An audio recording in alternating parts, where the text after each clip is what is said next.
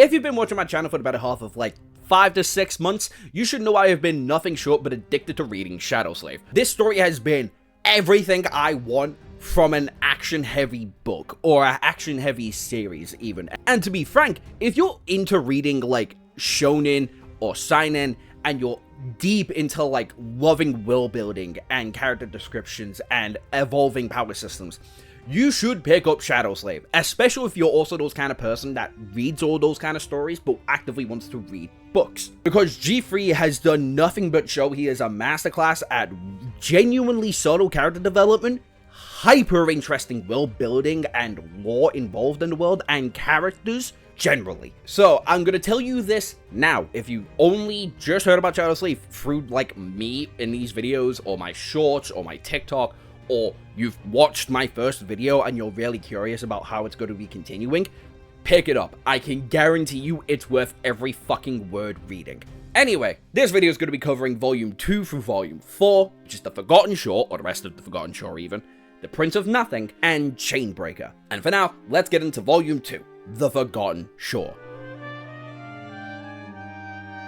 The Forgotten Shore, or I should say the rest of The Forgotten Shore, which I guess is the last 2/3 of it, since the first third of it is covered in the first book, which you can go watch my video on, 5 to 6, maybe 7 months ago, depending on when the fuck this gets uploaded.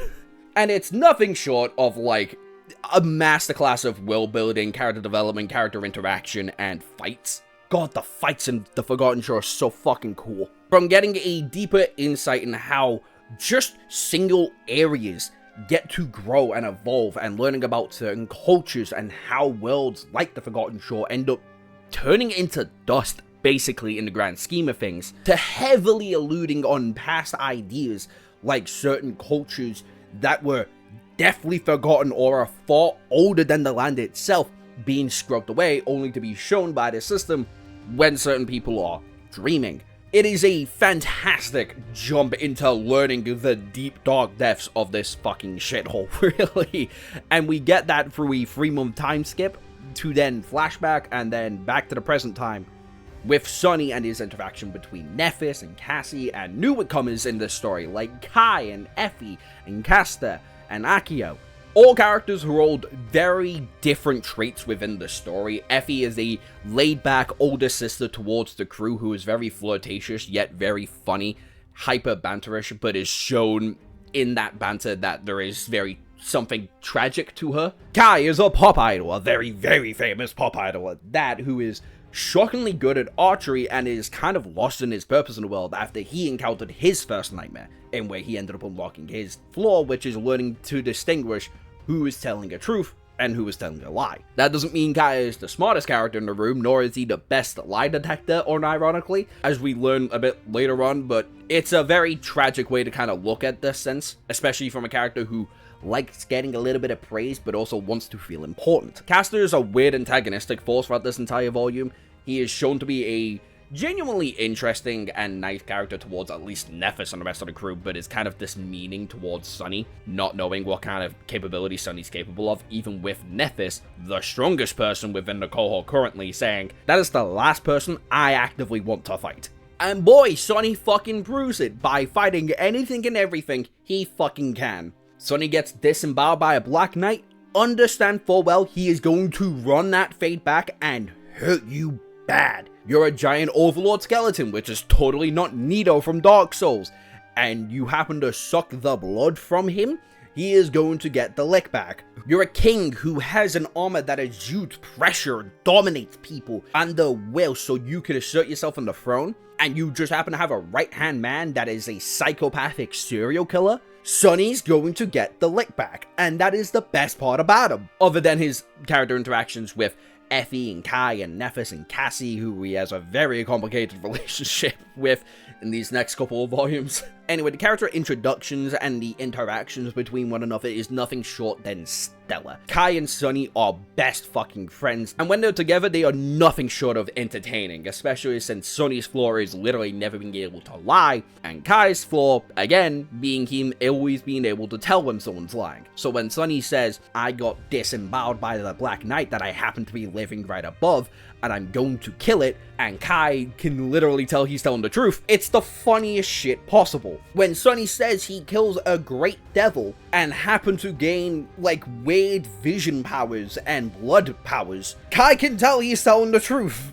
So their interactions are always fun. And then there's Effie, and where Sunny and Effie grew up in a very similar situation, both being outskirt rats. And their interactions are very fucking cool, especially with Sunny, whose entire goal throughout the Forgotten Shore, and spoiler alert, the Trained Owls, is to get stronger and better at fighting. Her being a masterclass warrior who's been at the Forgotten Shore for 2 years, I want to say, is always entertaining, especially when he gains Stone Saint. Yeah, we learn a lot more about Sunny's Divine Aspect abilities, and learn a little bit more about Divine Aspects in general, like how Divine Aspects are the only kind of people that can have multiple different cores at once. How Sunny in particular is able to, when he has an Echo, able to exchange one core or several fragments to turn an Echo into a personal shadow, which he ends up doing with Saint. Saint is a stone warrior of the Dark City, ends up fighting a couple nightmare creatures, kills them. Sunny kills her because she was about to die anyway. He gains her Echo, turns her into a shadow, and she is the fucking MVP of the Forgotten Shore. And it's not close. Maybe not in character, but in her presence and what she does. When it comes to the action, she is always there and is always the most helpful person just around. And she doesn't say a fucking word while doing it. She helps Sunny train. She helps Sunny learn more about his shadow mastery, which ends up unlocking his aspect legacy. She helps everybody train and is basically the super muscle of the group that Effie can't really be at times, because she's human. Speaking of which, everybody plays their role perfectly. Nephis being a leader, Cassie being the foresight, Castor being the speedster, Kai being the man who can fly, Effie being the human muscle, and Sunny being the right-hand man, basically, to Nephis, all perfectly interchanged with each other, even with the initial beef between Sunny and Nephis, basically throughout this entire volume, even when the pair of them do love and respect each other massively. Well, why would they have beef? Because Nephis is a bit insane. The second she learns about the Gunlock, the King of the Bright Castle, and wants to leave the Forgotten Shore and realizes he's gonna be a bitch about it, she's like, I'm going to kill him, and I'll sacrifice whoever the fuck I need to get out the Forgotten Shore. Sunny's like, that's gonna kill thousands of people, hundreds and thousands of people. She's like, whatever needs to be done. And that's right after they both have a heart-to-heart moment of Sunny explaining his family dynamic with Rain, who doesn't know he exists necessarily, and Nephis explaining her first nightmare. Sunny and Nephis are the linchpin of the entirety of the Forgotten Shore, and it's not fucking close. Their developments and their interactions, even from the fucking true names, Lost from Light and Changing Star or Star of Ruin, show so much in this volume. And if you've been in my live streams, you would know I've been saying for ages that Nephis is the best character in the Forgotten Shore when it comes to just straight up development. While yes, Sunny is our main character and is basically the only person we really get to see the perspective of up until the Battle of the Spire, Nephis is the one that really holds intrigue. Nephis is the one who's always making a plan, having action, being in charge, and she is the one who always has to lead the dynamic of the main cohort. And with Sunny being the second strongest person there, and her closest confidant next to Cassie, the dynamic is very conflicting. And that includes their moral values. Sunny doesn't like killing people. He doesn't want to kill people. He doesn't want to do what needs to be done. He's a man who holds grudges and will find a way, inevitably, to escape somewhere. Nephis is the leader. She needs to make those sacrifices, and she needs to be the person in charge, or else nothing's going to get done effectively. Or if shit gets done, it's going to be because Sunny himself will get out himself, but will leave other people behind, since he's still a selfish fucking prick in this volume. And that's the beauty of the dynamic, especially with Nephis's growing morality in this entire volume. From her leading the cohort, through her learning about what happened to the original cohort of the Forgotten Shore, to then us learning about the history of the Forgotten Shore. The history being, this was once a beautiful, luscious land until a titan fell down from the sky, which I have fairies on. If you haven't been watching my videos, oh boy, you're gonna learn a lot about me. Anyway, a titan fell from the sky, and the original people who owned the Forgotten Shore ended up slaying it, causing the Black Sea to inevitably come up, just for the people of the Forgotten Shore to huddle up into the Dark City and the Bright Tower to make it a fortified place, pretty much keeping them safe from the Dark Sea. Only for them to make a sacrificial ritual, and where all the 7 original cohorts, the original protectors of the Forgotten Shore, to be used as a sacrificial linchpin to make an artificial light, which has been used for the entirety of the Forgotten Shore, right above the Crimson Spire. But that causes its own issues, arguably being the thing that helped the soul-devouring tree come into existence. For then a manticore bird beast to come into existence, being the rage of these people, being incarnated after being sacrificed by the people of the Forgotten Shore. And Nephis and Sunny, whilst learning about this, have to go about things in a different way. And it's a very subtle change on that, and I love that. It is such a cool way to do subtle character development through the actions the world has already taken. And that idea is only going to get way more present in the future. And the character development doesn't obviously stop at those two. Then there's Effie and Kai. Effie, who was a laid-back, nonchalant kind of person, until Nephis made her point loud and clear to the Gunlog, being like, I'm going to make change in this place, and you're going to fucking witness it, even if that means I have to kill you. And Effie, again, not a person who doesn't necessarily care initially, was like, you know what? I think she can do it. I think she can get out this place, and I will follow her. And then we see Effie take a lot more action training, a lot more diligently, becoming the fucking tank of the crew.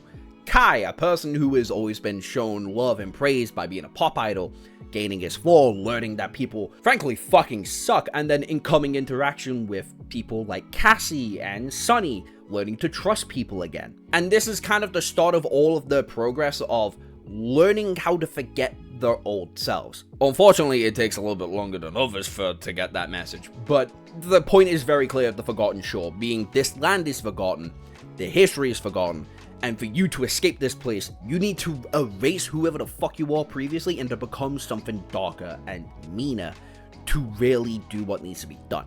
Kai goes from a gullible idiot with basically no purpose other than to be an idol to kind of losing himself a bit. He's found the starting trinket of what he wants to be and is trying to go follow it. And we don't really get to see the conclusion of that at all from where I am currently. But you see the guidelines and where that's going to go. Effie, again, nonchalant, laid back, sees action get pursued, and is like, I think I can be a part of this, if I can do greater good. Ironically, that kind of comes back on Effie, as she's low-key a bit of a fucking martyr at a certain point, which is just really funny that it happened to be Effie. Sunny's a procrastinator, pretty much. He likes being comfortable, he likes killing nightmare creatures, and is pretty fucking good at it, and acknowledges that fact. He likes learning more about the world and its history, since he apparently has a photographic memory.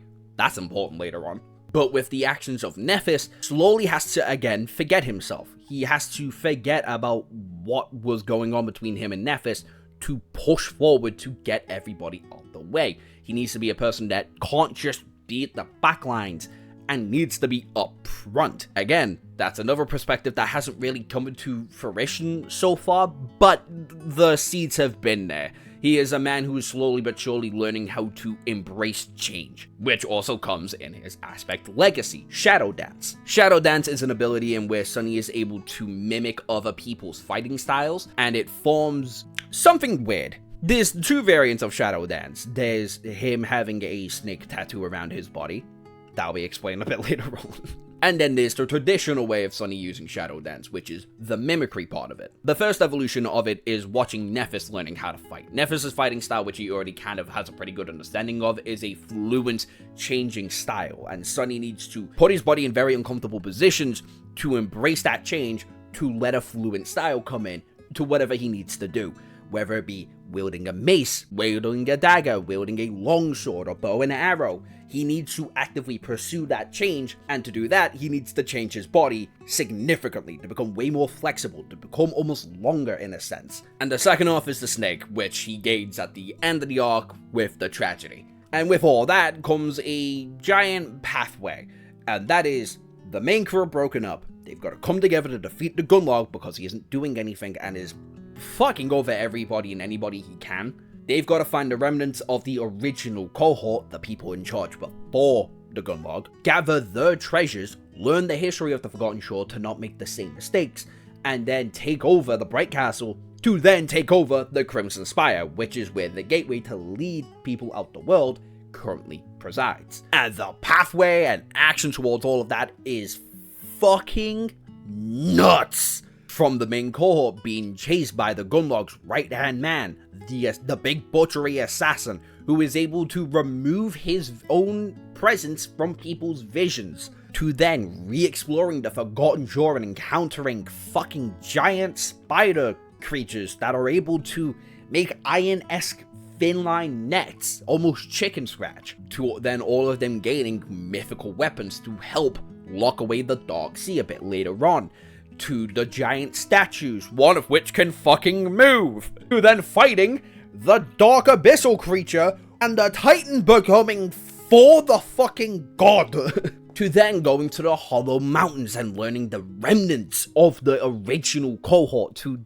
being chased by this mist creature, to learning even more about the Forgotten Shore, to then gaining the treasure, to fighting the Gunlog, which is one of the best fucking fights I've ever read. Learning how the Gunlog gained as much power as he did, having a fully saturated soul core, having an echo that can manipulate itself to turn into like different weapons and cause mental damage to people, to the Gunlog having an aspect in where he can gain immeasurable strength and speed when he's diving into water. He is a threat, and there is a reason they have to go on this long ass journey, going through perilous battles back and forth and left and right, and learning about the history of this place for Nephis specifically to be able to do what needs to be done. But it's not just the Forgotten Shore we learn a lot about. There's also the Hollow Mountains, then there's the Underworld, and then we learn shit about the Diamonds. Diamonds are basically lower deities in a sense, and in the Forgotten Shore we don't really learn a lot about them, but we do know of two presence. One called the Weaver, which Sunny had already learned about within the first portion of the Forgotten Shore after he ate its blood, specifically the blood of its eye, and then way later on,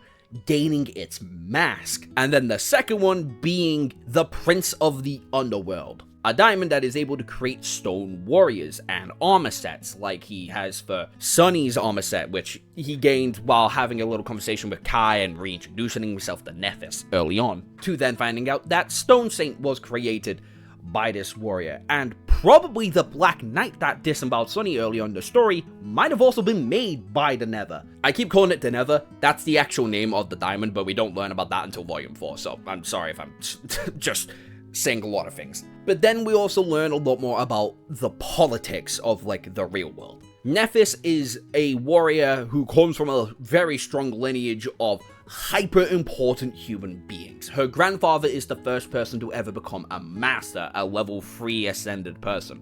Her father's the first person to ever become a saint, a level 4 person within, like, the whole 7-layered spectrum that is this universe. And with that, she is a very valuable person, but with no one in her life to protect her, she needs to protect herself. And that includes from other legacy clans, like Castor, who has been eroding this presence throughout the entirety of the Forgotten Shore. And to be fair, when I was reading it, that was mostly because of the prophecy Cassie had said way back before. Here's what it says. At first I saw a boundless darkness locked behind 7 seals. Something vast was churning in the darkness. I felt like if I directly saw it, I would lose my mind. As I watched, terrified, the seals broke one after another, until only one remained, and then that seal broke too. After that, I don't know. It was as though my mind was shattered into 1,000 shards, and each shard was reflecting its own image. Most were dark and scary. Some I've already forgotten. I saw the human castle again, only this time it was at night. There was a lonely star burning in the black skies, and under its light, the castle was suddenly consumed by fire, with rivers of blood flowing down its halls. I saw the corpse of the golden armor sitting on a throne, and a woman with a bronze spear drowning in a tide of monsters. An archer trying to pierce the fallen skies with his arrows. In the end, I saw the colossal, terrifying Crimson Spire, and at its base, 7 heads were guarding the 7 locks, and at the top, a dying angel was being consumed by hungry shadows. When I saw the angel bleed, I suddenly felt as though something so precious that I couldn't describe it with words was being taken from me. Then, I felt so much sorrow, pain, and rage that what little remained of my sanity seemed to disappear. And then I woke up, I think. Notice how everything's almost crystal clear? Top of the tower being the Crimson Spire, the blinding light in the shadow being Nephis and Sunny, alluding to the fight at the end of the volume. There's a person wielding a spear being Effie, and an archer being Kai. The presence of everybody is looming and always there. And yet, Castor, the other person who has been following the main cohort so far, isn't alluded to. He's always right next to Nephis all the fucking time. He knows a lot more about the legacy clans and the world as a whole compared to everybody else as well. And it's just a constant, presence he enudes. And we then find out from Nephis that he is actively following them to not only gain enough strength to fight Nephis, but to try and kill her. Which then makes the fight between Sunny and Castor at the end of the volume even better. Except for that fuck-ass rock. The rock and the chair, I low-key kind of hate them. The rock is something that can mimic voices and actions. Sunny uses it as an alarm clock.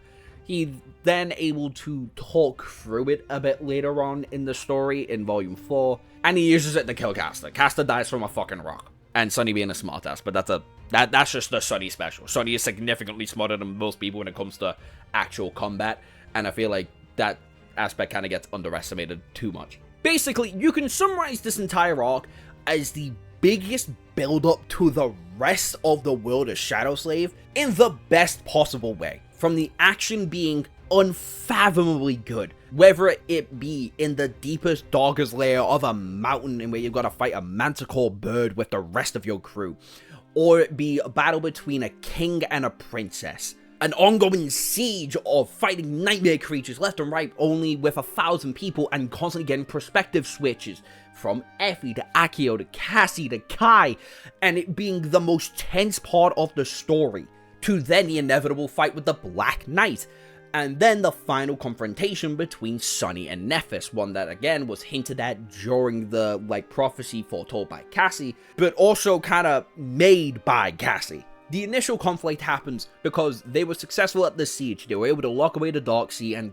kill and annihilate almost every single nightmare creature in the site. The only thing they've actually got to take care of is the nightmare creature at the top of the tower, which is able to do soul damage. Nephis is the only one who's actively strong enough to not only withstand, but also dish back the soul damage, so she charges up at the very top, leading Sunny to make the first move to go find the actual tower, or the portal even, and then leads everybody in, with only 3 people in the tower. Sunny, Castor, who's actively trying to kill Nephis, and Nephis, who's trying to fight a nightmare creature at the very top of the tower. Sunny is able to find out how Castor's aspect works, what his flaw is, and how to get around it, and ends up killing him. Nephis ends up killing the creature who is actively trying to absorb all the souls that the sun has been made out of, and it leads into one of, if not the single best fight within Volume 2, if not the single best fight in all of Shadow Slave, as of where I'm reading it. The battle between Sunny and Nephis is not only a battle of ideologies, but a battle of philosophy and personal perseverance. This is a battle that was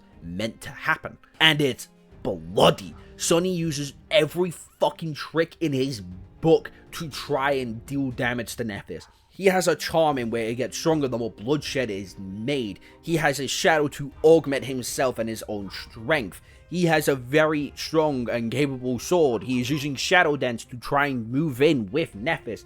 And Nephis is just leagues above him in strength and skill and experience. And it's a fucking long and painful fight to watch. Only for it to end with Nephis finding out Sunny's true name is Lost from Light, chaining him up, basically, and forcing him out of the tower, because the tower can only work if there's one person in it. Nephis threw the fight on purpose so Sunny could leave. And by the time she was able to make him leave, everything was done. The Dark City, the Bright Tower, the Crimson Spire, all of it's falling apart and crumbling down, and it's just Nephis there, ready to level up just one more of her soul cores, same with Sunny, and that's how the volume ends. It's dark, it's grim, it's fucking bleak, and awesome all at the same time. You want to learn what Sunny's going to do after this. You want to know what the hell everybody else is going to do with their new aspect abilities, and what's going to level up for them, and how the world's going to change after one of the legacy clans had lost one of their members. And Nephis, the most important person in the world when it comes to, presence is stuck in Forgotten Shore? How is the world going to adapt to the idea that these people who have been lost for no less than 2 fucking years, some maybe even 5, and what's going to happen? It's such an intriguing ending that it's honestly masterful. And G3 deserves all the fucking praise in the world for nailing it from start to fucking finish. Even the little filler parts were very fun and entertaining to read. So yeah, The Forgotten Shore, 10 out of 10. He couldn't have nailed it better if he fucking tried, frankly. And I know I couldn't get into everything like the Weaver's Mask, the deeper dynamics between Sunny and Nephis, what it means to have a family for them, what it means to gain strength, but I guess you can say we're going to be exploring that a bit more in Volume 3. But that's The Forgotten Shore. So how about we go to Volume 3?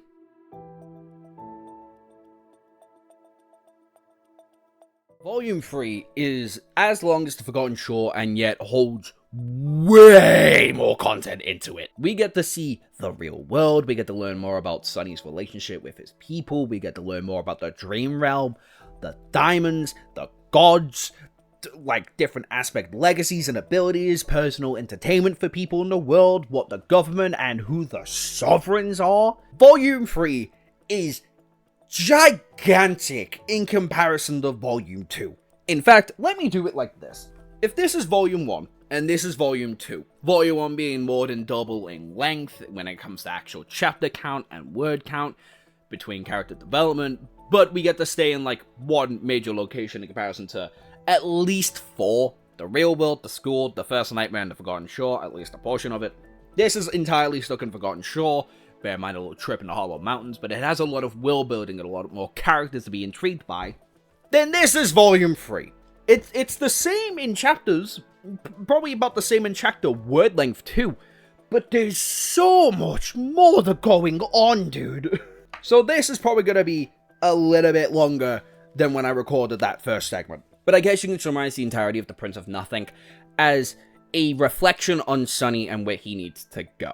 Everything that Sunny interacts with and tries to be a part of is a reflection on himself. Whether it be he reflects on how he should be pursuing strength, since now him and Nephis are stuck in a master-slave dynamic now. Another portion of Sunny's flaw is that if anybody speaks his true name, the person who says it becomes his master. But the small positive is that anyone else who finds out his true name and says it out loud can't really do shit to him. So it being tied to Nephis, who is stuck in the Dream Realm, currently fucking God knows how many kilometers away from him at all points anytime he's in the Dream Realm, is a small positive. Negative.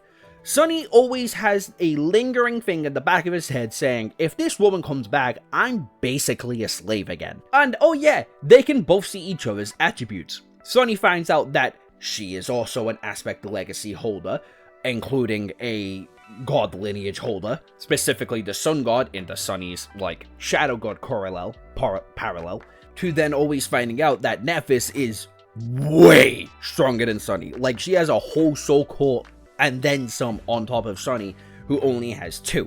So Sunny's goal for the entirety of Volume 3 is getting stronger, and finding a real reason to get stronger other than a petty spite that he has with Nephis. And oh boy, he fucking finds ways to get stronger. But before any of that, he kind of has to establish himself in the real world now. He's not a sleeper, he is now an awakened, meaning his body is astronomically stronger than it's ever been, that including him now having a second soul core. He now has a gigantic snake tattoo covering his entire body, which he can manifest into a gigantic sword or a halberd, I believe. It's that or a giant spear, but that snake can also be turned into a thing that controls his soul essence, meaning he has to be a lot more precise and efficient with how he has to use his abilities. Another new ability he's gained is that now he has a secondary shadow, meaning he can't just amplify himself twice over, but 3 times over. And he can teleport through those shadows. He's got to get the fuck out my way button, pretty much. Including the fact that Stone State evolved after he had his little clash with the Black Knight. A lot for Sunny has changed, but I guess the main part is his social status. Him and the rest of the cohort are now legendary figures, finding a whole new location in the Dream Realm that is basically undiscovered in the real realm. and all of them being the main lead charge of Nephis' crew, basically gave them like super society status. They've even got a film made about them now, and that entire film arc sucked. It sucked out, I'll say it. A lot of people like it. I didn't. I thought it was very, very fucking boring and not fun to read at all. But that's just me. That was like a very unenthusiastic part of the story. But then there's the idea that Sunny is now a researcher. He is, again, got a photographic memory. So he writes down everything about the Forgotten Shore that isn't, like, insanely important. Like, anything to do with the Weaver's Mask, or the Prince of the Underworld, or stuff like that. But, like, anything else around the Forgotten Shore, he wrote it down and gave it to Julius, who gave it to researchers, who then gave him a shit ton of money. In where he bought a house right next to Rain, his little sister, who doesn't know about him. It's a very weird dynamic for a large portion of the story, I can't lie, but they slowly and surely start to learn about each other's presence, to then Rain inevitably going to Sunny and being like, hey, you was a part of Nephis' crew, that means you're quite strong. Can you teach me how to fight? And again, throughout this entire volume, she doesn't know Sunny's her big brother even. And Sunny doesn't want to reveal it yet, because that's fucking awkward to explain. And it's a whole weird dynamic. Not as weird as the dynamic that, like, Effie and Sunny now live together, and Effie is a cripple, hence why she was so nonchalant and fine living in the Forgotten Shore. She has a big, burly, muscular body, and she looks stunning, in comparison to being a meek, still tall, but crippled woman in the real world, now giving us a clear understanding about why she was the way she was in the Forgotten Shore. Kai, on the other hand, is still a pop idol, but he has a very big dilemma in his own morality now. He likes being a pop idol, he likes being an artist and all of that, but he seeks a bigger purpose now, and he's not really been trying to hide that. And we don't really get to learn a lot more about that until the end of the volume, basically. And then there's the Sovereigns. At the end of Volume 1, Nephis explains to Sunny that one way to wake her up from her delusion and to make sure he is telling the truth in her eyes, he needs to say 3 names: Aster, Vale, and Song. We have no idea who and what these people were to Nephis, but it was clear that they were very important. And then we find out that they are something called the Sovereigns. The highest high of society in the Dream Realm, pretty much. And they hold the most amount of influence in the world that isn't directly correlated with just the fucking government, straight up.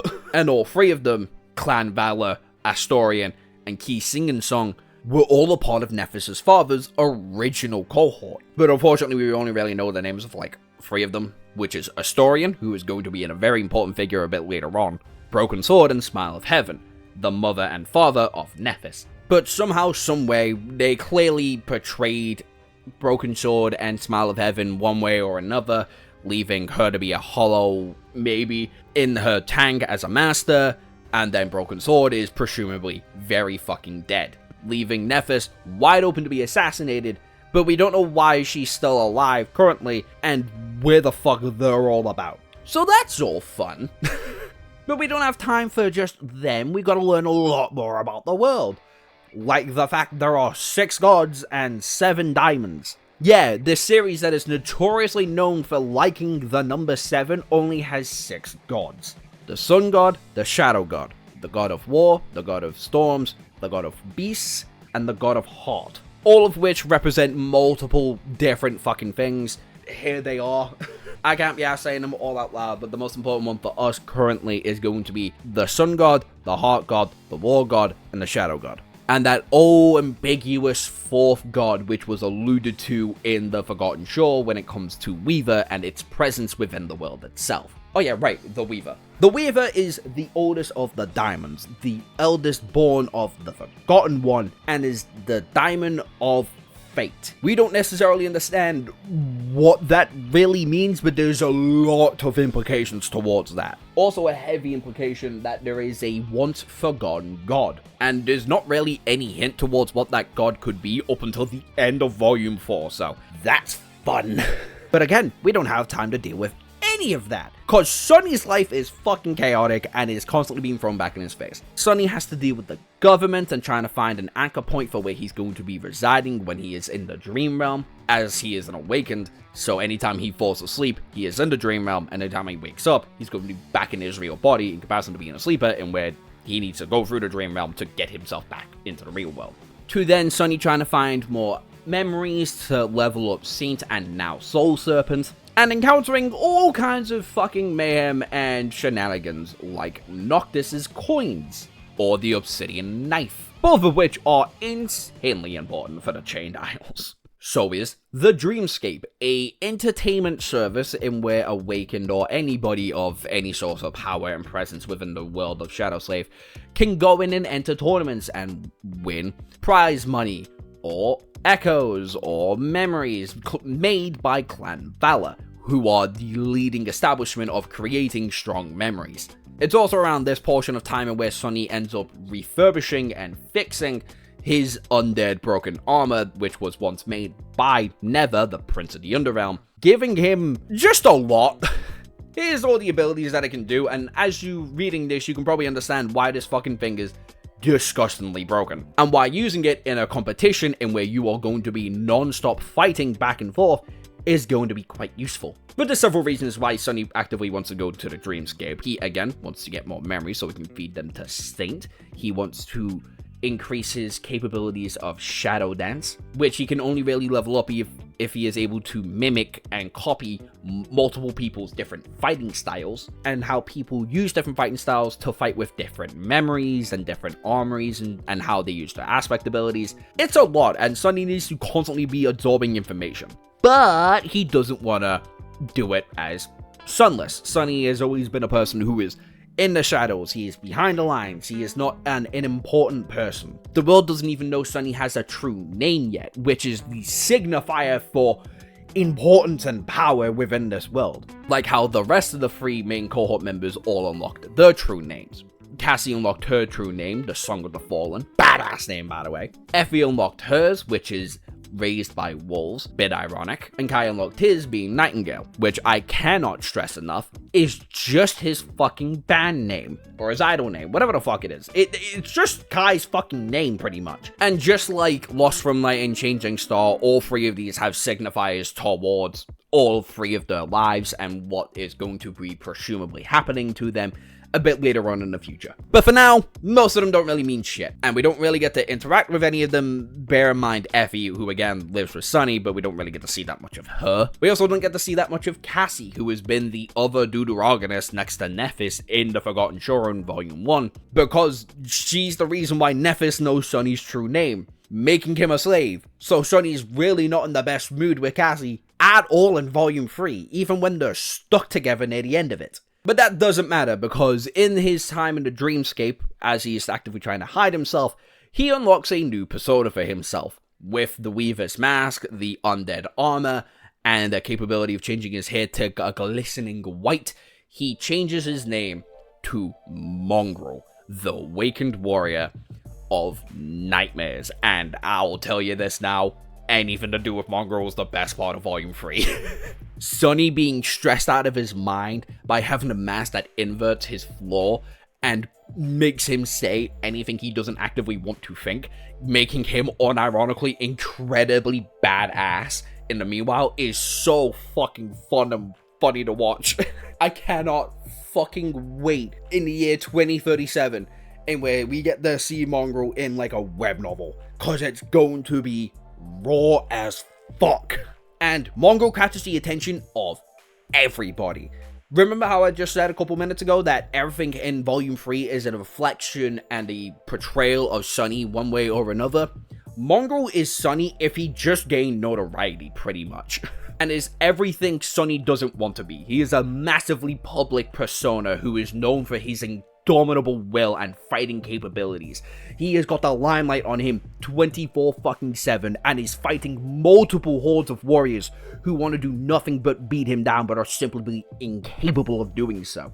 He is also a part of Sunny that relies almost entirely on his skill, not his wit, not his capability of manipulating his aspect. It is pure skill on Sunny's side of things, which is an astronomical boost in Sunny's capabilities when it comes to fighting. And the world loves and adores him, and yet they don't know anything about him. And Mongrel even appears on the outside realm, and where we get to experience our first Nightmare Gate. and nightmare creatures start exploding out of it. And what happens to be right next to Rain's school? Sunny can't be having that, so he portrayed himself as Mongrel, and once again, does the not Sunny thing, and is in charge, motivating people, and keeping away as many nightmare creatures as he can. And in the process, gives Stone Saint to Rain, without Rain really noticing, or knowing that it belongs to Sunny, and he is, again, headline and center of being the main attention. And it's a really, really fucking sick fight sequence, to be frank with you. All of Mongrel's fights really are just incredible action sequences and internal dialogue compression from Sunny. So when anybody says Lord Mongrel or praise Lord Mongrel, whether it be a he or a she, like the public don't actually know Mongrel's a man or a woman or not, it's incredibly funny, but I like to prefer people think it's a woman because he has long, luscious white hair. And again, if it's the idea that Mongrel is pretty much everything Sunny isn't, it's frankly just a fucking brilliant time anytime Mongrel is actively on screen. Even when his friends don't know that he is Mongrel. But that's that side of things. Let's go a bit more into the real world dynamic of everything, like his dynamic with Jet. By the time Sunny and Jet actually get to reintroduce each other again as awakened Sunless and Master Jet, the dynamic has changed drastically. Jet was probably the second most instrumental character towards Sunny when he entered into the Forgotten Shore, entered into the Dreamscape, or Nightmare Realm even. And when he comes back, she almost substitutes as the true big sibling that Sunny really needs, since Effie really isn't that for Sunny. He's more of a comic relief in Sunny's life that can give him words of wisdom, when Jet is the person who can lead him into different strides of life and give him the God's honest truth when he needs it. Which is a perfect contrast towards his relationship with Rain, in where he is the older sibling dynamic in that situation. He is the one giving her life lessons. He is the one preparing her for the world that's going to be at hand from his perspective. And then once again, through their dynamic, we get to see another reflection of Sunny in the Shadow Assassin Kurt, pretty much. A warrior who is reliant on getting his income on doing underground fight rings and overly reliant on his echoes, who is a scarily good assassin. Jet holds massive respect for Kurt, and Kurt does vice versa. And he is ripping people's souls right out of their fucking body by attacking their shadows directly. Hence why Jet needed Sunny around her, so he could kind of figure out how and why Kurt's kind of doing this. And this is almost the reflection of what Sunny could go down if he really didn't have the influences on his life grinding him down. If Sunny wasn't such a stubborn prick, this is the kind of man Sunny would be. A mental fucking wreck of a person who is wrecking the world around him because he blames the world around him. Thankfully for Sunny, he has Kai, he has Rain, Jet, he has the influence of Nephis constantly on his shoulder, constantly giving him a motivation and drive to get stronger, and an understanding of the world around him to make sure he understands that, like, Shadow Dance needs more than to just kill people. He needs to learn from people. But it's a dark reflection on what the world can be. People aren't always going to be like Sunny. They're not as stubborn. They don't have the willpower like Sunny does. And it's shown in his face. Even after Sunny kills him, inevitably, he's like, shit, I could have came out like this. Whoa. It's a reality waker for Sunny, really. And even though it was a really short portion of the story, it was a really, really appreciated part of it, in my opinion. And anytime Jet's gonna be in the story, I'm always gonna love it because, god damn, she's fine! But regardless, that was another reflection on Sunny's character. And then we get our last two, technically. One that we get to see a little bit early on is Sunny getting to fight a literal reflection of himself within a reflection beast. This beast is able to copy Sunny's mannerisms, how his aspect ability works, and his flaws. Sunny ends up abusing that flaw by saying his true name to the thing, destroying it, and keeping the shard reward, which will lead into so much fucking chaos. And again, this is kind of the inversion of what would Sunny be if he really kind of embraced just that, like, monster side of him. It was a almost nightmare creature, basically an echo.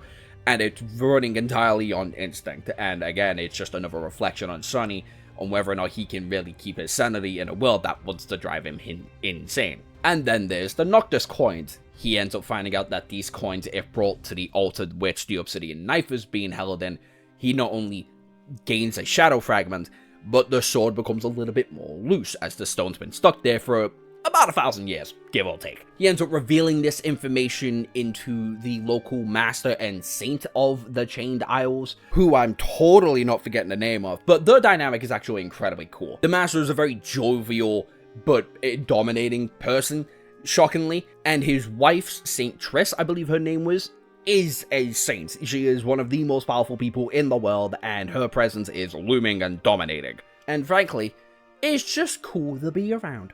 And obviously, we don't know what the obsidian knife really does yet, but Sunny, because of his blood being manipulated, is able to see that it has a string of fate in it. Sunny has no idea how the fuck that's even happening, and neither do we, frankly, until way later on in where we learn about what sorcery is. Specifically Weaver sorcery, but that's a whole nother fucking thing. But now here we get into the part of the story in where my biggest gripe kind of comes in. For the vast, and I mean vast majority of the Chained Isles, Sunny's alone. He's in his own head, and he is fighting battles left, right, and center, whether it be with a fucking mimic, a corrupted vine creature, a worm fucking thing.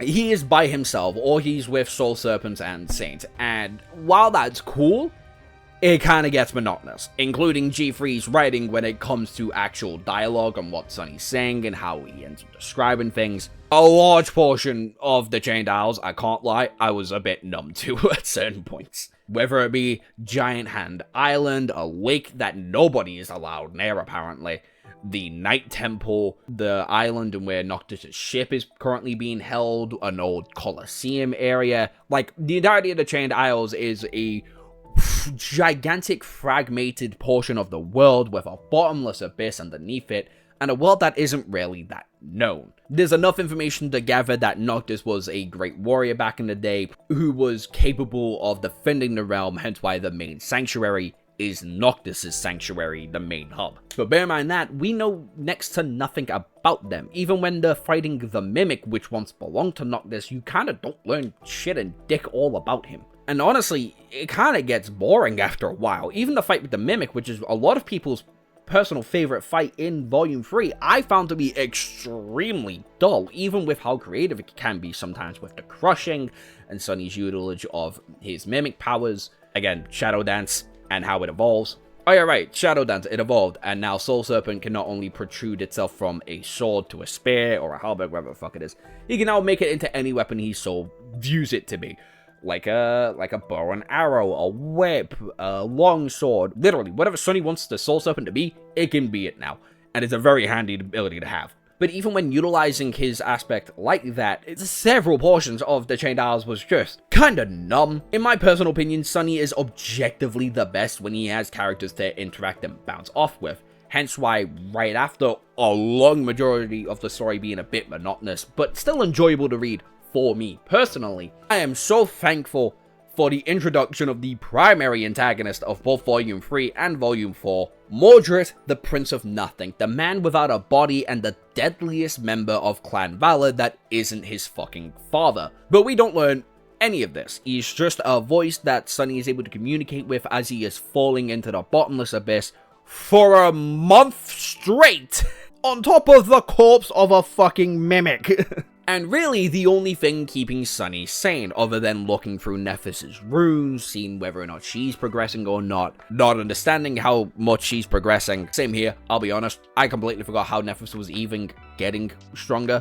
I then found out via TikTok that she can not only get stronger by absorbing soul shards, but she can get stronger in the same way Sunny can, which is by killing people. So she has double the amount of efficiency of getting stronger than Sunny does, which is just fucking broken, which I guess can very quickly be summarized as just Nephis' character. She's just fucking broken.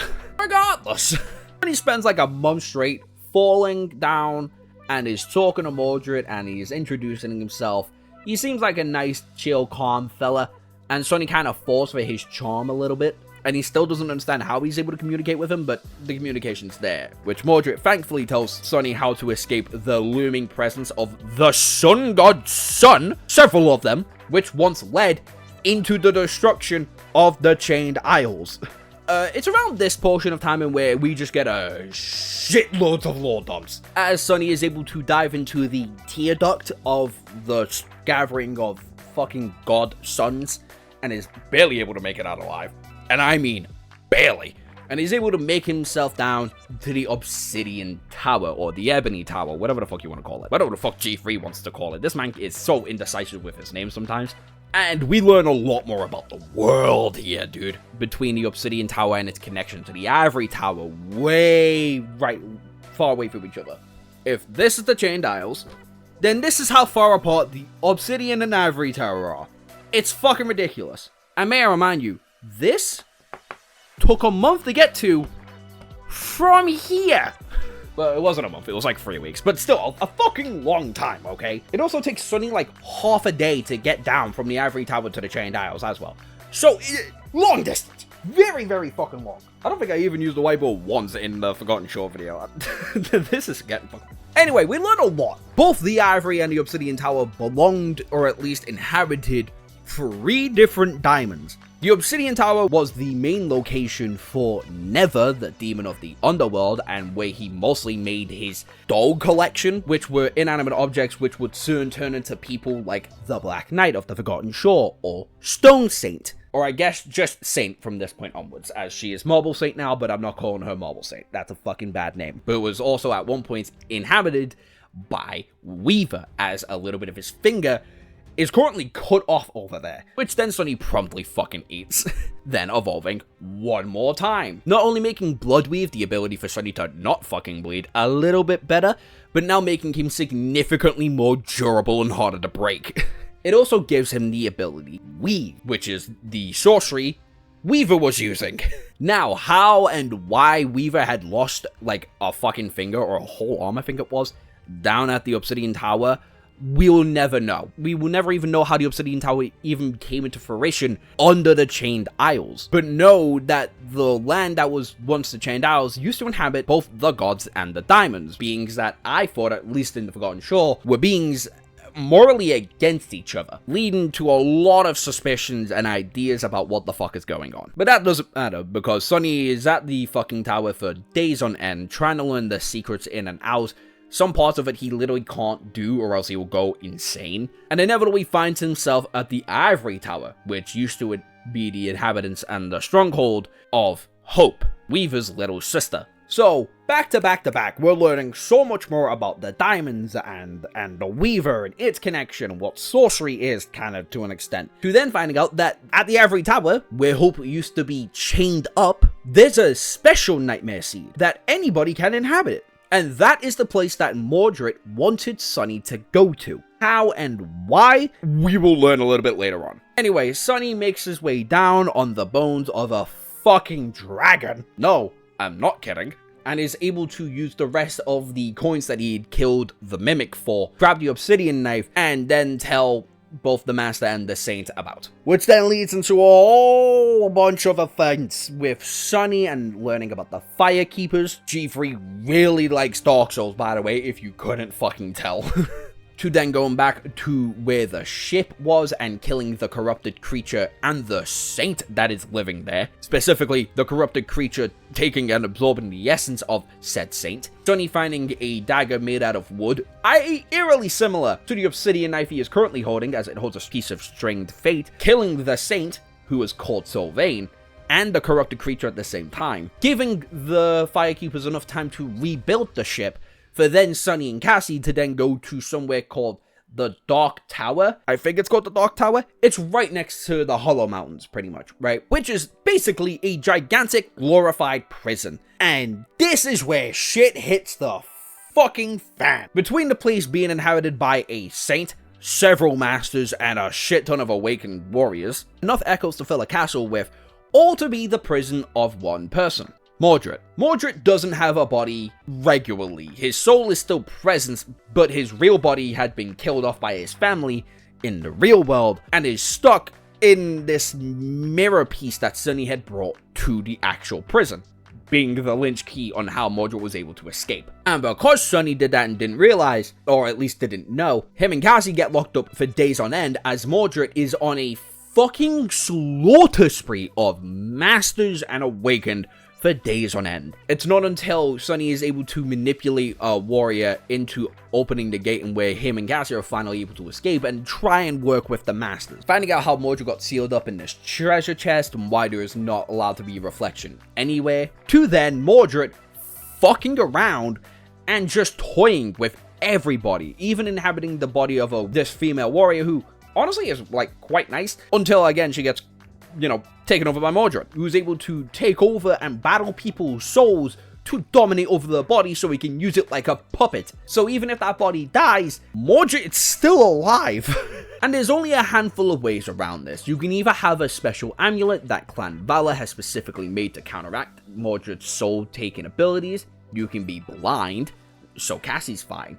Or you can have a shit ton of soul resistance or soul protection, like Sunny does, and we don't learn that until his battle with Mordred, in where he gets his shit rocked. Oh yeah, right, I forgot to mention this. When Sunny ate the finger of Weaver, Bloodweave wasn't the only thing that got an upgrade, same with his durability. His capability of seeing souls also got significantly better, and specifically the ability to see how many soul cores. We learned that almost every basic human has like one soul core that they can saturate completely, and it can vary on like what level that soul core can actually be. Ignore the fact that I look like a complete fool in this clip real quick. I keep saying he's a divine aspect legacy holder. I'm wrong. Not wrong, but wrong in the same time. He is a divine aspect holder, meaning he has multiple soul cores like Sunny and Nephis do. But unlike them, who have 3 and 4 soul cores, Mordred has 6, meaning he is astronomically scarier than the pair of them. Hence why he is such a big threat in this little arc. So when I say Sunny gets the shit beat out of him, I fucking mean it. And that's after they do a little tag team matchup on the 2 masters that they barely beat. The entirety of the Dark Tower is a gigantic claustrophobic mess that Sunny feels nothing but guilt upon. And this is the final reflection of Sunny's character, really, that we're going to see throughout the Chained Isles. Mordred being what Sunny could end up being, a very powerful, god blood-wielding, aspect legacy holding, corrupted human. A psychopath, a serial killer that not many people can kill, let alone beat in a battle. Because Mordred is manipulative, he's conniving, and he has a lot of experience doing so. He is a man in his mid to late 20s in comparison to Sunny, who's not even fucking like 19 yet, I believe, at this point in the story. And it's a shit show. And it's a weirdly beautiful way to tie off like the whole reflection arc of Sunny, because Sunny, even at this point, is getting stronger because only Nephis is getting stronger, and now he has another aspect legacy to look upon to try and harness enough strength to actively counteract and beat now. Honestly, the whole thing's fucked, and it's gonna stay fucked until the Saint returns from the Hollow Mountains and Triss comes in to save their fucking ass, because that Saint was going to kill, well, the rest of them, which was just Sunny, Cassie, and Mordred. But he was gonna do it until Triss came along, in where they have a gigantic epic battle in the sky, supposedly dealing with Mordred, leaving Sunny and Cassie to try and get away as fast as possible until Kai is able to save them. And then the flying ship is once again resurrected. It's a whole ordeal. It's a fucking mess, with some really, really, really good fights. Arguably, the best fights in the story. Other than the, like, actual Colosseum, in where it was just like a giant fan letter from G3 to the community, in where he introduces, like, a lot of characters who are just people in the comment section of the WebNovel actual app. So, that's sick. But no, the Mordred fight and everything in that last section was just the fucking perfect way to try and end off this story. And now that kind of leads to everybody else having a goal. And that is everybody going down into the actual Obsidian Tower to try and get to the Ivory Tower, because they can't do it because of the crushing, and break the second nightmare, or at least get through the second nightmare. Kai wants to do it because he's tired of his pop idol life, his life as a nobody in his eyes, basically. He wants to be worth something. He wants to actually hold relevance within the world around him. Sunny, again, actively wants to get stronger so he can keep up with Nephis. Cassie, we don't really know. We just know that she's up for the fucking ride. And honestly, she's a part of the main cohort, so whatever they're gonna do, she's going to join them in. And Effie wants to do it because of what it means to be a master. Being a sleeper just means you're stuck in the dream realm. Being an awakened means you're a person who is capable of falling asleep, entering into the dream realm, but you're also able to come out of it and able to distinguish the bodies. Becoming a master uses your real body and your dreamscape body into giving you a unified body.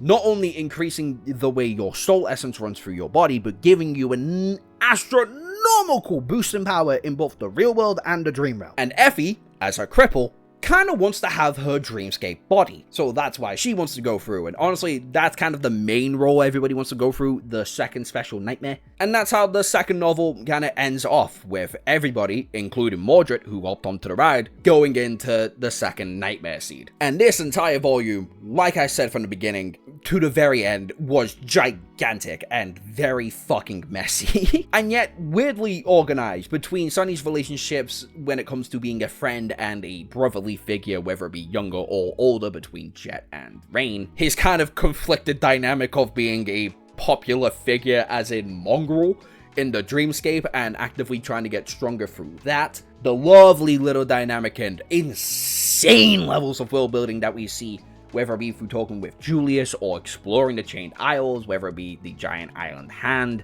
or the giant iron colossus under the fucking broken ship, which holds a saint and a corrupted creature. I think it's a corrupted monster or a corrupted devil. It's strong. Wormvein is fucking scary strong, regardless. To dragon bones, to the connection of the Ivory and Obsidian Tower, and the realization that the sun god made the Chained Isles how it is today. It's a shit ton of information trying to absorb in at once when you're reading through, and it's really fun for the most part. But my gripes still stand. A lot of this arc is very monotonous and tedious, especially since, again, Sunny's the best when he's interacting with people, not when he's by himself. Not saying he's bad by himself, but it gets boring.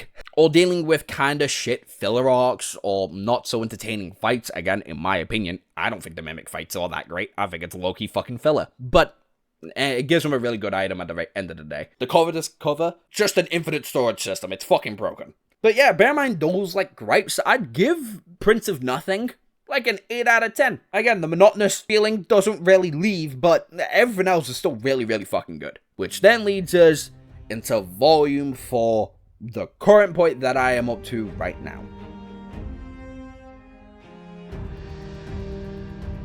And at last, we're at our final part, Chainbreaker, Volume 4, or the shortest volume that I'm going to be talking about so far, but probably going to be the longest portion of the video I'm actually going to be talking about, because a whole lot of shit happens in the second nightmare. As the second nightmare, again, whilst the shortest volume, introduces a whole lot of new ideas, makes everybody go through the biggest character growths, and we get introduced to a lot of really likable and deeply interesting characters. As we get a little bit more insight into Cassie as a character, a lot more into Sunny as a human being and him rediscovering himself. And it's not just Sunny who's going to be rediscovering himself. Both Kai and Effie go through what I believe to be gigantic character arcs here, but weirdly enough, no one really talks about it. Mordred even goes through like a weird little character arc, but that's mostly when you entwine that arc with Sunny. And then, obviously, there are the fucking highlights. Who are the Immortals? The 7 Chains of Hope. With the entire plot of the story being, kill all the Immortals and free Hope, get out the second nightmare. And the entire story spans over, I believe, 6 months worth of time, which is fucking insane, but it's completely worth it, as, again, everybody's in not only going through massive character arcs, they're also in completely new bodies, allowing them to rebuild themselves a little bit here. Sunny, usually, is a pretty small, meek man who is shockingly physically capable, but is not someone you should undermine at all. But most people are definitely going to undermine him for being like 5 foot fuck all. Now he is in the body of a 6 foot tall shadow monster that is initially thrown into the Colosseum, that is stuck with the human past gender bent embodiment of like Nephis if she was like a really cool human instead of a bit fucked, and finds his way to escape, and he's only in there because of Sylvain, who is like the biggest fucking problem of Volume 4. Not narratively, just like the biggest problem.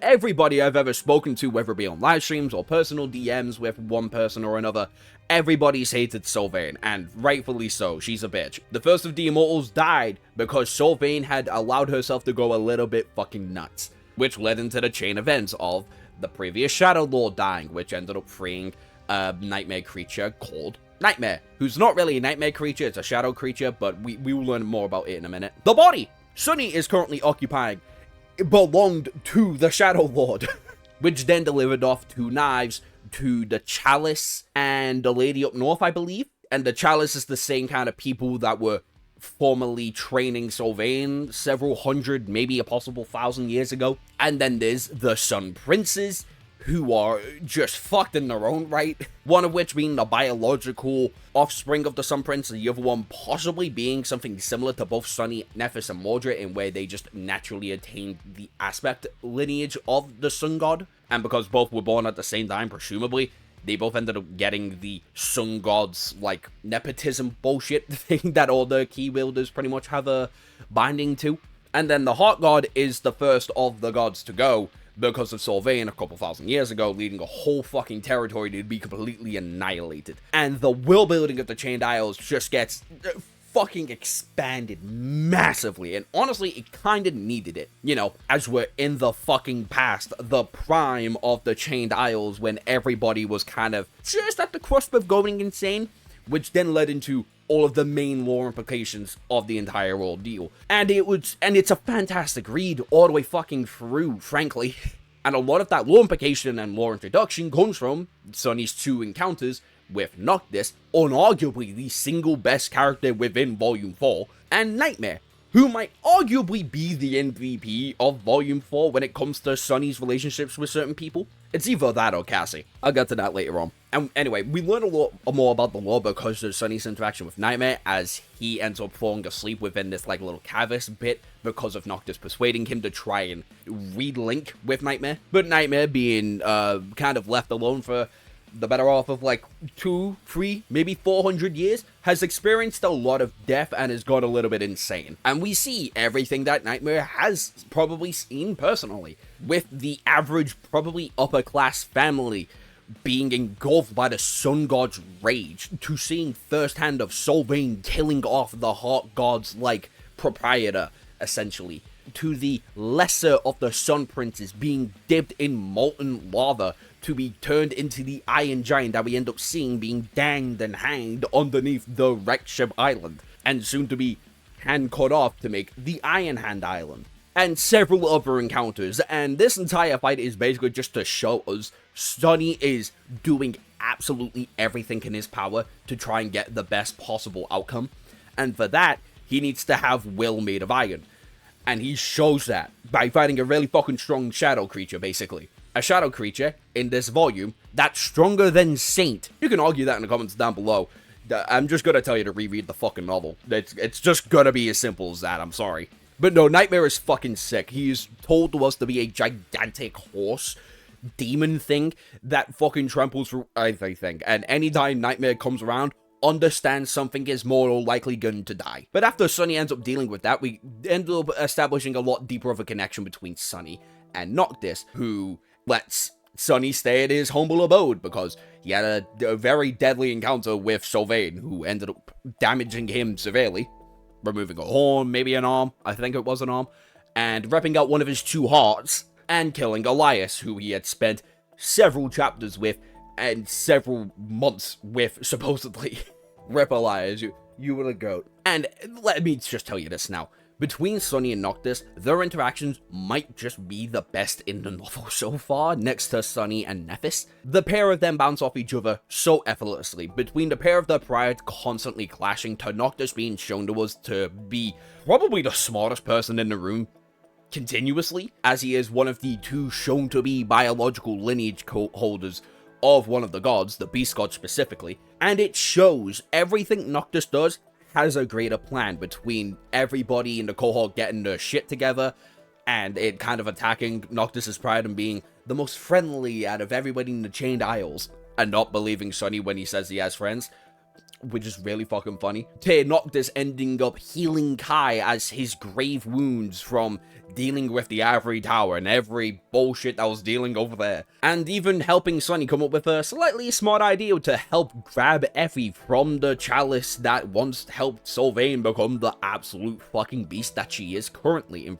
I can't stress this enough, he's fantastic, but he's also our main catalyst into showing how quickly hope, the demon of both desire and despair, can corrupt something, as it is shown every time we get to see Noctis slowly but surely, the house underneath him is crumbling. And that is for two reasons. One, for narratively to show us that he is also being afflicted by Hope's curse and is actively going insane, but he is just about keeping it all together. And two, he is formulating his master plan to go fuck over Sylvain in such a terrible way that when you learn more about Sylvain, you feel really, really fucking bad for her. And he's not just smart, he is incredibly dangerous, arguably the second most dangerous out of the immortal saints, as he is shown that if the moonlight is out, which is the strongest he is physically going to be, he is very confident in his abilities to take on both Sylvain and Servarax, the Dragon of the Ivory City, the Lord of the Ivory City, the personal bodyguard of Hope, the Diamond. And even when the moon is being covered up and it shows this red overlay and where Noctis is weakened, so he has to fight Sylvain, incredibly nerfed, and then he has to fight Servarax, incredibly nerfed, he is still holding his own. He is still outsmarting the pair of them in their individual battles, and it's incredibly fun to see such a powerful and incredibly smart saint just go fucking ham. Even though he does get bodied badly by Sylvain, that's mostly on purpose though. As the little creature that he was formulating in his house, he also let inside of itself, and then he exposed it to Sylvain, which then leads into a very, very concerning conversation between him and Sunny, which I might get to a little bit later on. But that's enough about Noctis. How about everybody else? Because as I said earlier on before, everybody goes through gigantic character arcs in this story, and I feel like it's massive hints to where everybody's going to go a little bit into the future. As I said before, Sunny's stuck in the body of a monster, and that is perfectly reflected in his idea on himself, pretty much. Not only is he a divine lineage holder, therefore being not inherently human, completely, he is also the weird little bastard son of Weaver. So everything about him biologically is slowly mangling into a monster. But the entirety of Volume 4 is Sunny's contradiction with that. At the end of the day, he is human. He has human wants, he has human needs, and he doesn't want to be engulfed by this idea of constantly needing to fight to survive. He doesn't want to deal with the idea of constantly having to fight with the fated moniker that has been with him since birth, supposedly. The entirety of Volume 4 is just Sunny rediscovering himself as a human, pretty much, and when you really get to learn that is with his conversation with Sylvain, or I guess his conversation with Noctis when he ends up killing Sylvain rather than letting her rot for 1,000 years, which then ends up coming right back around with his conversation with Noctis before he unfortunately ends his own life to completely let Hope free. And it's so well executed, and I only really have one tiny little tether with that, and that's Sunny's soul core evolving to become more of a monster, because he does indulge in that, and it's something that is incredibly important to the arc, because not only is he using Shadow Step to increase its validity when actively using it on not only on humans, but now shadow creatures, Soul Serpent can now turn into other nightmare creatures that Sunny has supposedly taken away the life of. But I think it has to be at the level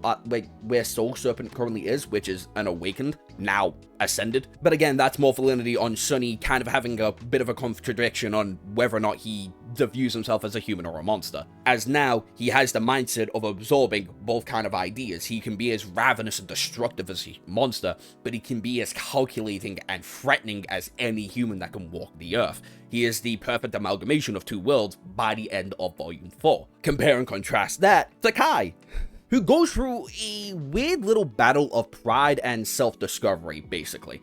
Kai is a person that kind of shows to deeply regret falling down the path as a pop idol. Don't get me wrong, he very much enjoys the lavish lifestyle. It is very much Kai's thing, but that's also the only thing Kai has ever known, ever since the Forgotten Shore at the very least. And where ever since being a part of Team Nephis and the cohort, he's learned that he's an incredibly competent fighter, but he isn't as competent as the rest of the cohort. And yet that idea bites at his pride. Seeing Nephis become such an iconic leader, see Sunny become very independent of the world around him, and yet still be capable of being a very, very positive figure to everybody around him, attacks his pride almost, but not in the same sense of Vegeta getting his pride attacked by Goku anytime he has a power up. It's more of attacking the pride and more is this the path I really want to go down? And I think it's going to be a very, very harsh no, because the body he ends up inevitably taking over is the captain of one of the armies of the Ivory Tower, and he spends at the bare minimum a month and a half, I think, just being the leader of a general and gaining notoriety, not from his voice and his talent, but from his skill, from his capabilities of being a fighter and a leader. And he takes good pride in that. He loved that. And yet, everything about the Avery City fought against that. As the Avery City is basically just a giant occult to sacrifice people to Serverax, the dragon guarding them, which Serverax has no real plea against. Technically, he doesn't want people to sacrifice themselves to the fucking dragon, obviously, but he is too deeply bound to his people for him to fight against that. And Kai can have to face that same ordeal throughout his, like, little story. So him inevitably being the one to kill Serverax at the end of the novel, but also Serverax being the person who gave him all the fucked up scars that Noctis had to heal up, kind of rewraps that story perfectly, but it doesn't end it perfectly. It just wraps the pair of their narratives together, because I think later on down the novel, Kai will be a leader. And I mean a leader like Nephis at the Forgotten Shore. Like, he will lead a country, maybe a city later on down the line, because that is most clearly where his character is going to go. He has found his self, he has found his pride, he found what he's good at, and he's probably going to follow that very notion. He might work with the government and lead a platoon soon on if the government doesn't use him as like a giant propaganda machine, because he's a fucking idol, for crying out loud. And boy oh boy does G3 have a lot of words about the government, but that's a whole other fucking, like, discussion, maybe short, later in the future. And I feel like I should have had a conversation about that in the third volume, but meh. And then there's the one Bearman Cassie that I think is the least, like, fulfilling in this arc, and that's Effie and her character development. Effie, throughout the entirety of Volume 2, is someone that is, like, hiding behind a wall of insecurity by making constant jokes and witty banter with Sunny, which is very authentic, but this is also a woman who is about to enter into her mid-20s. I think by the time of Volume 4, she should be about, like, what, 22, turning 23? Something like that? About my age. So she's having a lot of internal conflictions. Like, she just got out of, like, moving with her family to live with Sunny for the better half of a year. And now she's stuck in the body of a child. A healthy child. A child that can move around. A child that can train. A child that is incredibly fucking strong. This is something Effie's always wanted. She is a cripple, for fuck's sake. So her going into the second nightmare is already something that she wanted to do in the first place, to, you know, merge her two bodies to make a perfectly healthy, functional body in both the dream realm and the human realm. But now she's getting to fully live life as a child, but in the worst case scenario. In the same way that Kai kind of gained, like, a lot of notoriety and got to live the life that he wanted to live, just in a very imperfect way, Effie's going for the exact same thing. She's having a childhood, but it's not a necessarily good childhood, as these are the same people that are actively trying to build another Sylvain to go kill Sylvain. And as she has an incredibly strong aspect, being an awakened, whose entire thing is she needs to eat to get stronger, and she needs to eat to constantly sustain that strength rather than having to constantly use her essence to sustain that strength. This weird occult of warrior women went, we're going to train you like a fucking maniac. And it's not like Effie hates it. She is an inherently lazy person, but, like, she's good at fighting, she's good at what she does, and they understand that, and they're doing everything possible to try and whip her into shape to be the person to kill Sylvain, which Effie isn't going to do, spoiler alert. But that entire narrative of having other people around you being used as a torture device kind of comes in with her connection with the Iron Giant, who again was dipped in molten lava to be thrown into a gigantic iron body that is damn near indestructible unless you're Noctis being fucking shown moonlight. That is such a fucking cool scene. Please read the novel just to see that scene of the Iron Giant's hand being ripped off. It is so fucking cool, dude. But there are parallels of each other. They're both people with, again, granted perfect gifts for the scenario that they're in. They're both kind of in the perfect situation until life deems it not so perfect for them, in where the prince gets tortured by his brother for something that he inevitably didn't really do, and was the fault of Noctis, and now she's in a scenario in which she gets to live the best life, but now she's stuck in a position of having to train to go fight Sylvain because of something Sylvain did. And while it's not the most perfect parallels, it matches each other enough to understand why Effie was the one who ended up inevitably killing the Sun Prince. And while, again, not perfect, arguably the single biggest flaw I have with the novel, actually, Bearman Cassie, it's still something that was, like, worth paying attention towards, and I think leads down an appropriate path in where I think Effie's going to go, and that is to inevitably just settle down. She's lived a understandably fucked up teenage life. She has now lived an understandably fucked up human life, but it's both as healthy, functioning children that are really fucking strong, frankly. I think the next path is going to be a respectable adult, once again really strong, but is going to try and settle down, I believe. It doesn't help that she is a constant sexual innuendo act, and G3, I believe, is personally in love with his writing with Effie. He likes his tall, muscular women big. And a bit dark-skinned, which, frankly, yeah, no, fair enough, G3. Here's the thing. Appreciate it. And then there's Cassie, who's in a weird scenario, but I think her and Sunny's situation is a lot more similar than I believe it to be portrayed as. Sunny and Cassie are both, unfortunately, two people who I believe to be fucked by fate the hardest. Sunny is literally fated, and Cassie is an oracle. She can see the future. She knows what's going to go down. She has prophetic visions of what's going to inevitably happen. So her being stuck with the lady up north, an entire culture of women and people who are, again, prophets, is very fitting, but it doesn't exactly show where I believe her character is going to go efficiently. Because I've been stuck for several days after reading Volume 4 by the time I'm recording this, as it is the 26th of April. I don't think the volume really shows where her character is going to go. It doesn't really show what her character really is meant to portray. She's not portrayed as weak, as the end of Volume 3 efficiently showed how incredibly competent and strong and secretly scary Cassie can be. It doesn't help that she took Noctis's ship, learned how to fly, and learned how to ride like a fucking baller. And, you know, nosedived into the Iron Giant like a fucking Chad. But that's kind of all she does, kinda? And that's a bit sad. Again, Cassie has, like, the least to do here, and it's just really annoying. I want Cassie to do more. I know her relationship with Sunny isn't objectively the best, but I would still like more from Cassie. So until we get more, I'm kind of just stuck and perplexed about where her character should and technically can be. Bear in mind being one of the other two participants that are going to break fate. The first two being Sunny and Nephis, the protagonist and deuteragonist, objectively. So yeah, G3, I'm really hoping to see more Cassie in the future, because her appearance in both Volume 3 and Volume 4 have just been nothing but lackluster. Bear in mind a handful of really fucking sick moments of her flying a shield like a Star Wars character. That was actually fucking rad as hell. But who cares about that? What's the point of Volume 4? Well, the point of Volume 4 is for everybody to get massive character developments, like I've been saying, but it's also a reflective arc. Like I've been telling you throughout the entirety of Volume 3 and Volume 4, Sunny is constantly being shown different projections and different reflections of himself. Now he has time to fully reflect on these encounters that he's had, fully reflect on the body he is currently inhabiting, and now everybody else has had that. They're slowly getting to reform themselves a little bit. And hopefully, because of the encounter with the second nightmare that they've had, they not only become better masters in the future, but become better people in the future, and hopefully they strive to everything they want to do. But that's not everybody, because Mordred's still a dick. Mordred is such a complicated character in the grand scheme of things. He is a very clear, dark reflection on Sunny, and he also gives us like a fair bit of insight into how fucked everything should be and how fucked nightmare seeds should be treated. But that's the ordeal. He is kind of just a dark reflection. Like, ooh, Sunny, I'm a divine aspect holder. I can have a miniature army if I so choose to, but I need all of the saints dead rather than most of them. So fuck you. I'm going to kill Hope. And then he doesn't. And then Sunny convinces him to fuck off. Mostly because every one of the saints are dead and the demon of hope is free.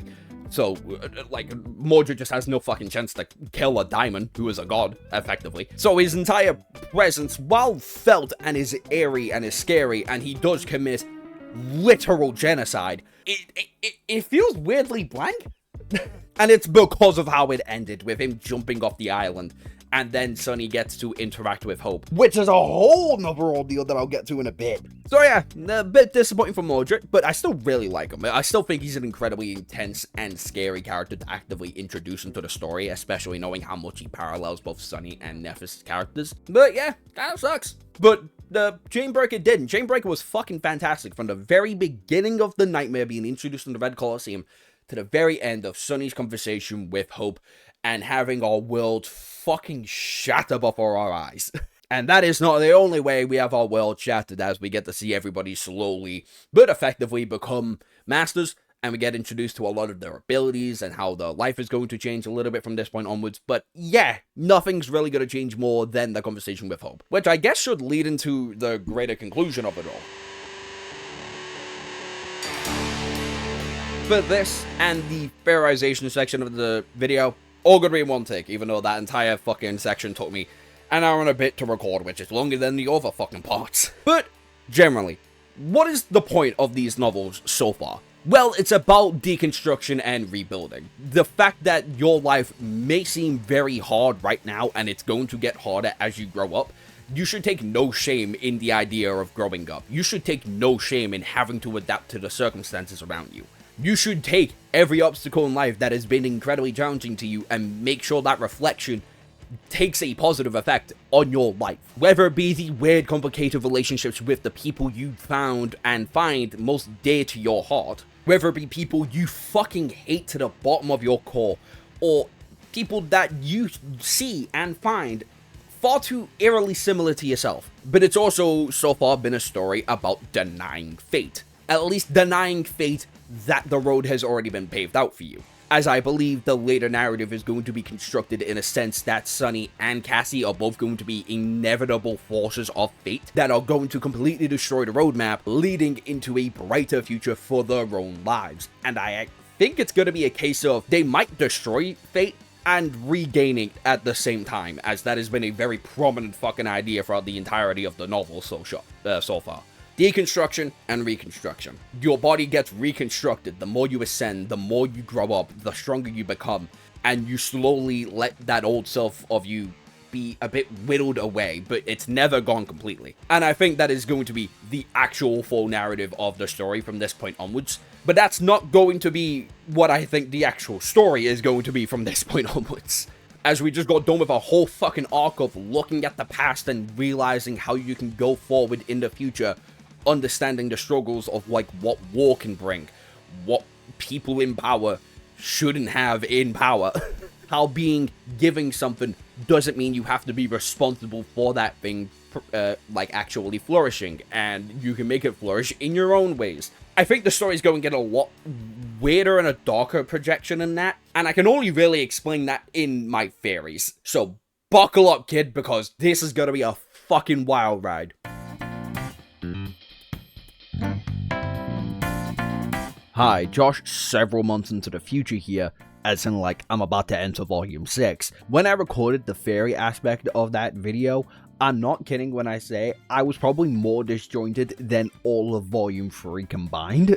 So I'm going to repeat pretty much everything I was trying to reiterate, whilst trying to not imbue any more like later theories that I have developed since then, as I'll leave that to later Shadow Slave videos, if that makes sense. Anyway, the first theory that I ended up talking about was the actual name of the Forgotten God being the God of Dreams, or the Dream God. And there's a lot of evidence holding up to this idea when it comes to literally everything within this universe being related around dreams and or nightmares, and it also being the only one of the gods to be truly forgotten. Also, the nightmare seeds apparently having an escalation system, as it is apparent that your first nightmare, your second nightmare, and your third is meant to only actually escalate within its own difficulty, alongside the idea that all nightmare seeds are born from astronomically important events that have happened in both the real and the dream realm, all of which leading to the idea that not only is the Forgotten God related to dreams, but is also stuck within the said nightmare seeds. Specifically, probably at the 7th layer at it. Fuck knows where that is, frankly. But the more I understand about this series now, thanks to Antarctica, I have a pretty solid idea where at least the 5th nightmare or the 6th nightmare seed probably is. But again, I'll leave that for future Shadow Slave videos. Oh, and the nail in the coffin when it comes to the idea that the Forgotten God is the Dream God is the tune that Urias was singing to Nephis. One day the gods will fall and reveal their lie. The one who sleeps will awaken to devour his children. Oh, and us all, that which was forgotten will be remembered, and consume the world. Oh, all of us will dream the nightmare of the Forgotten God. Now, if that doesn't tell you that the Forgotten God is at the very least a god of dreams, as like one of its main attributes, I don't know what the fuck will. Kind of like how the God of Shadows is not only the God of Shadows, but it's also peace and death. Like, dreams can be a major aspect to, like, one of the major reality aspects of its existence. But hey, whilst we're on about the 9, let's talk about the 9. As I think the 9, at the very least of me recording that video, I believe to be the very antithesis of the gods, or at the very least, the 9's very existence is to come in and to kill the gods. As both members of the 9 that we ended up learning about, Urias and Uro being in the first nightmare, which also happens to be in this weird temple that might be worshipping other gods, but predominantly the Shadow one. Honestly, I still kind of don't know about that temple. And Urias, who slit the throat of a god, kind of leads into the idea that the 9 are, in one way or another, the living antithesis to the gods. And not just to the gods, I also think they are living testaments to be against the diamonds, as well as they are also divine beings related to the Forgotten God. I'll get to that one in a minute. Hence why Sunny became a divine aspect holder, since he was able to effectively kill off Uro of the 9 within the first nightmare. And I think that drastic change in history, which is what Nightmare Seeds are right now, at the very least, it's like heavy emphasis on that, and him specifically killing Uro, or getting Uro killed, probably put Sunny in the best kind of limelight to, you know, Weaver, I guess. These next 2 fairies are a 2-parter by all technical merits. That being, all of the diamonds aren't actual kids of the Forgotten God, but closer to different fragments of it, and Sunny is going to be used as a weird little linchpin sacrifice for the diamonds. In the song that Urias was singing to Nephis, it is mentioned that the Forgotten God will consume its kids. We know at the very least, Weaver, Never, Oblivion, and Hope are all at least siblings, and are all in, one way or another, related to the Forgotten God. Now, I don't know what that would necessarily mean for the world as a whole. All of the diamonds and the gods being dead, leaving the Forgotten God as the only god or deity that's actively around, might be the entire reason why both the dream and the waking world are as fucked as they are currently. Even now in Volume 5, that's been the suspicion I've had. But the Forgotten God wanting to consume his children, its children, or regain aspects of its own life is probably why Weaver wanted Sunny so badly. Or at least why Weaver is leading Sunny into the trajectory of life that he's currently living, which is being an aspect holder of both a diamond and a god. I also just want to mention that's not just a unique thing to Sunny. Nephis is also eerily similar to Hope, and I never really understood why. Mordred's probably also eerily similar to one of the diamonds if I had to take a guess, but I don't know which one that would be.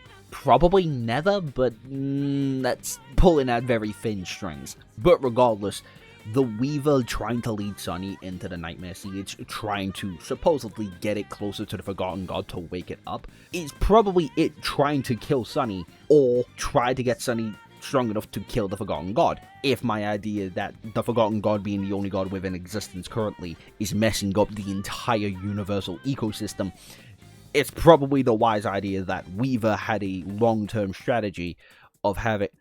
Oh my god, the 9 of faded. You know what? No, I'll leave that for another fucking video. Back on the tangent. The Weaver probably is leading Sunny down this road to either be a sacrifice to kill the Forgotten God, or to just be a person strong enough capable of killing the Forgotten God, as it is both a human, a god aspect holder, or a divine aspect holder, and someone with the lineage of a diamond. So yeah, there's that. Fairy number 5. I think Noctis and the Lady Up North, 2 characters that we still know to be alive today, or at least within the real world, are not only probably still alive, but are probably helping within the Weaver's plan. Or in some way, somehow, are helping Weaver pick and choose certain attributes and characteristics from different individuals to give them certain levels of divine lineacy, right?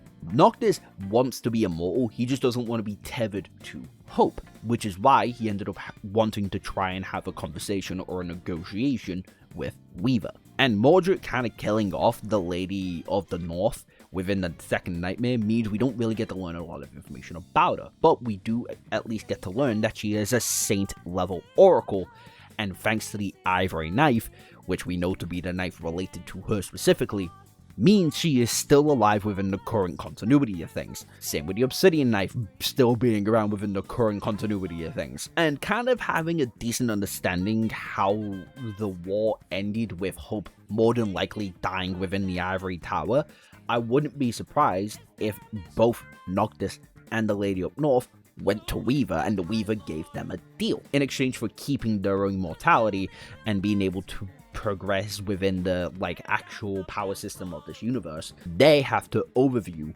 everything that's about to go down. I also hold this idea because the system is almost snarky if you really pay attention to it. Whether it be trying to describe Sunny as treacherous, mischievous, or describing different nightmare creatures and items that anybody really obtains, it has a weird little analytical attitude to it that Noctis holds throughout the entirety of Volume 4. And the last and arguably stupidest fairy that I have, other than Noctis and the Lady of North being a part of the spell actively currently, is that the Never and the Goddess of the Storm, or the Storm God, had some sort of romantic relationship, and the Gods of the Diamonds did not fuck with it. We know Never to be a person laying underground within the Hollow Mountains at the very least.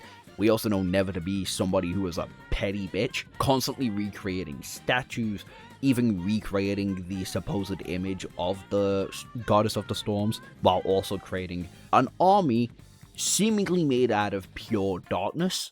At least that's what the Black Knight was within the Forgotten Shore. And anytime those two get mentioned, there is a very different tonal shift when that happens. It's always in a romantic sense. And that probably was not a thing that the Gods and Diamonds were fucking with. And the relationship probably led to one thing to another, hence why the Diamonds and the Gods probably had such a gigantic feud that they do now. Probably the reason why the Diamonds are viewed as the Gods' flaw. But hey, that's every theory that I mentioned within the original recording. Hopefully that made a lot more sense now. I say hopefully, you're never going to see that original video because it sucked. I also realized whilst editing this that I never really made an outro or a retrospective point of view on things, so here we go. Is Shadow Slave still peak? Yeah, it actually only got better. Volume 2 and Volume 4 are actually fantastic from beginning to end. Well, the Red Colosseum's kind of meh, but from cover to cover, it's a very, very fun read.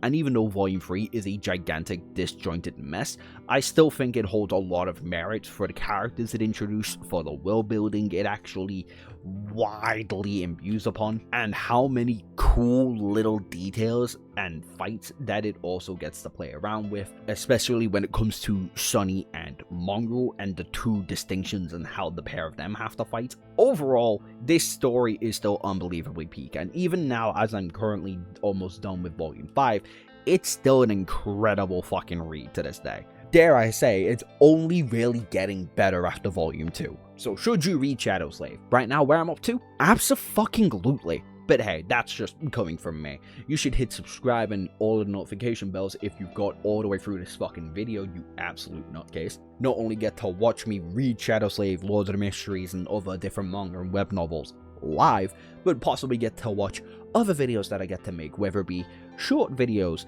that are fairies and whatnot. And hey, if you're really that bored, here's my original Shadow Slave video. I don't know how this shit got 12,000 views, but hey, there's not that many Shadow Slave videos on this platform anyway, so enjoy. I'm gonna go to bed now because it's 5 in the morning as I'm recording this. Sweet heavens.